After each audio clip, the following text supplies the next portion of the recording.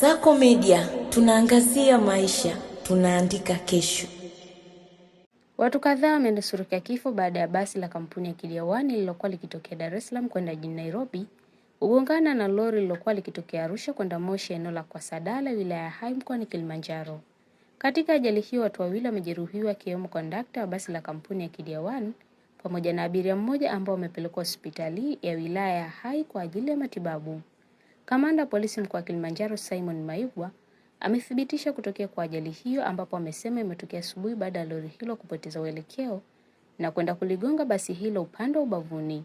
Kamanda Maigwa amesema kwa sasa anamshikilia dereva wa lori hilo, Kamombe Omari, kwa kusababisha ajali hiyo.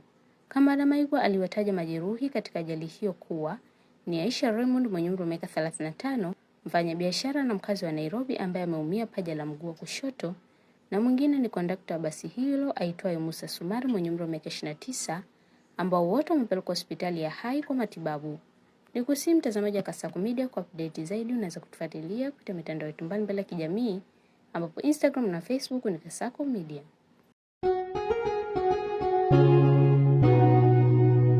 Kasako Media, tunaangazia maisha, tunaandika kesho.